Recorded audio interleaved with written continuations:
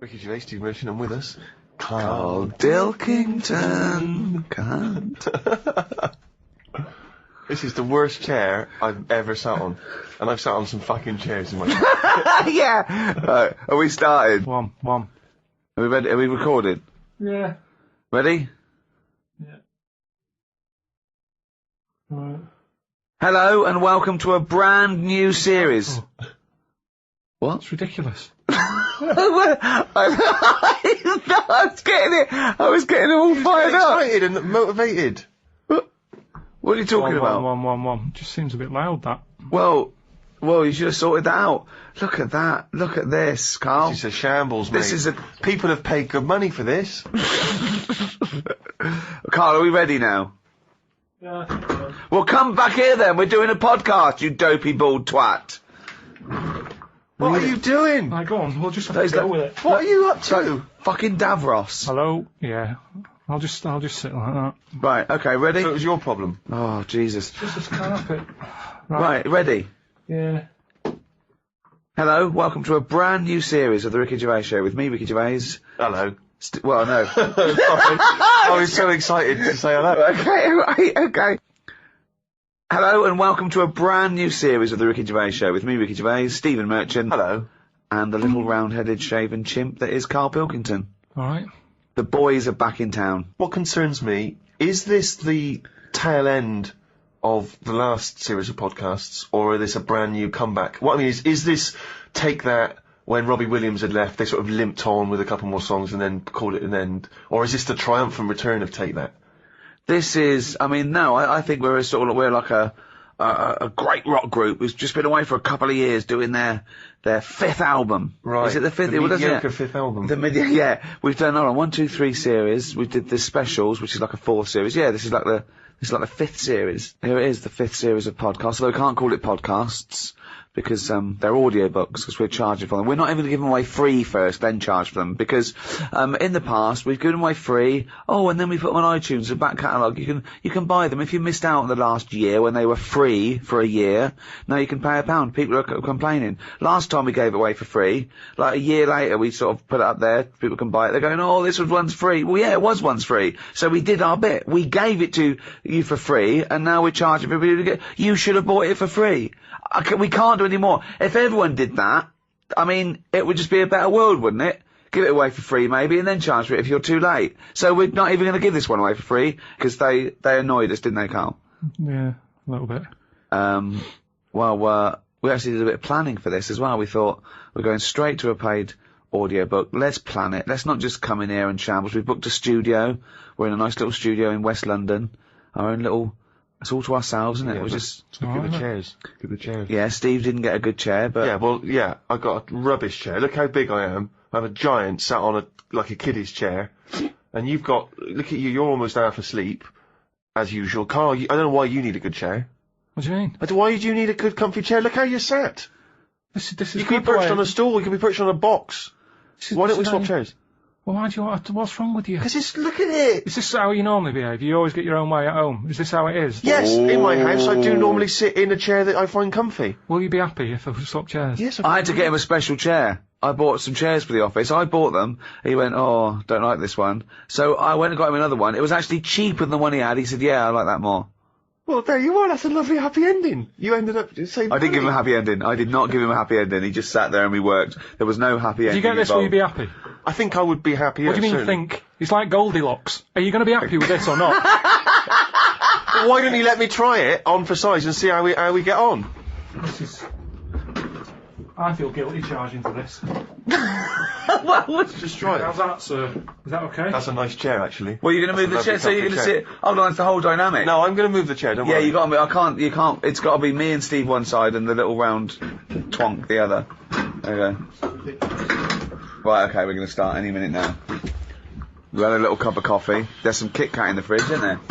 Right. We thought we'd feed Carl a little Kit Kat later, because he's there, he's sort of pressing the buttons, he's keeping an eye on the computer and everything, and it's like a doctor. A doctor doesn't swab his own forehead, so what I'll do is I'll get a little Kit Kat later, I'll dunk it in Carl's tea, and then I'll feed him a little Kit Kat. Look forward to that. Yeah. How fussy was Carl as well with the tea? He talks about you with the chairs. He was looking at what tea bags there were. I went, oh, PG tips. Oh, okay. It's a bit strong, PG. I can't believe you've got favourite tea bag. What's your favourite tea bag? Twinings English breakfast. Can you really tell the difference? Yeah, I can. I've done like a little test on it, because my mate was saying, oh, it's rubbish, it's all in your head. And he had a selection of tea bags. We had nothing else going on. He said, right, what I'm going to do, I'm going to make 3 teas. And he used Tetley, PG, Twinings. Straight away I got the Twinings, straight away. Party time. Yeah. Party time in the Pilkington household. Oh, man alive. Oh, when was this? How old were you? Oh, it was just going back a few months. I was like a Jilly Goulden, just sort of having a little. You can tell by the smell of a PG, because it's strong tea. That very strong. Twinings is quite fresh and light. Tetley was just the one in the middle. Can they get their money back if they have paid for this? Can they get their money back? And I'd just like my money back. Illegally download it with the This people isn't that. for the thing, is it? We're just having a chat. Oh, we can tell, like the tea bags, we can tell the quality podcasting from the rubbish, can we? We'll take this out. If this is still in, then it didn't go well. Right then. So let's start now. Let's start. Let's Right. concentrate. So, episode 1, I thought what we'd do, is maybe go over some of the things that have happened since we met, as it's the final series. We met in about 2002. I thought we could think about how the world's changed in those 7 years. 7 years. Well, certainly the big news is the endless threat of terror.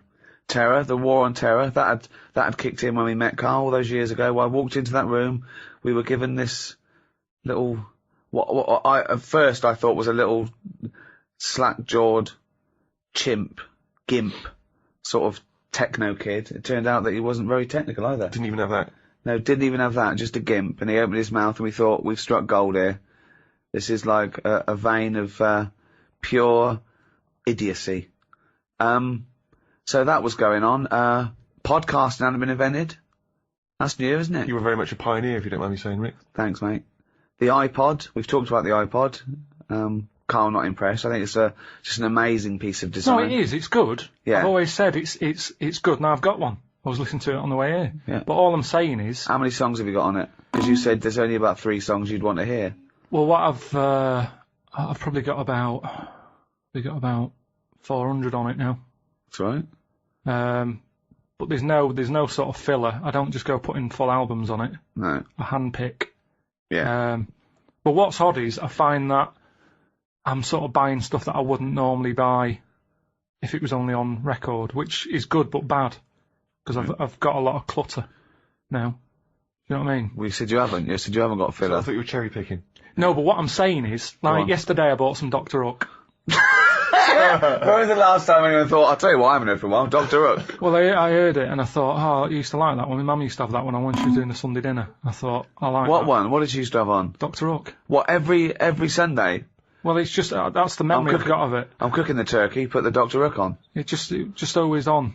And some other country western singer. My mum was Jim Reeves. She always put Jim yeah, Reeves she liked on. Jim Reeves. Yeah, I like Jim Reeves. My parents didn't like music. Silence Oh no. in my house. It was constantly never put record on. Oh, Wow. At our house, Suzanne does her head in when she comes round to mum and dad's house because there's music on in every room, all different. And my mum's got into this fella called Roger Fender or something, some country western singer, and it's on all the time on loop, the same song. She said the sheep across the road has started to sort of hum to it. It's on that much. Brilliant. Think of looking over and seeing some sheep humming. No, it's Roger just, Fender, whoever he is. I think that's his name, but yeah. So I've bought some Dr. Hook, Yeah. and what I'm saying What is, did you buy? What Dr. Hook did you buy? it's called If Not You. It's called. Oh yeah, good. Yeah. And I wouldn't have bought that if I had to go to a record shop and. Well, no, it wouldn't be available. They'd go, what are you talking about, mate? Have you got that one by... Mate, can you leave the store? Well, yeah, but that's a good thing, isn't it, now that you're being opened up to a whole different... Yeah, but it's that sphere thing of just buying. That's what excites me most, Exactly. the back catalogue Yeah. that you can, yeah, without yeah, trying to it's go into good, it. but I'm just saying that that's what happens, isn't it? If you've got a space for something, you fill it, and that's the problem. If my iPod wasn't an iPod and it was a cassette, Dr. Hook wouldn't be on it. It wouldn't feature. He wouldn't be on the cassette. Elvis would be. Yeah, just the big boys. What's wrong with having a space and filling it? I mean, there's a space between your ears. We'd love to fill that, but...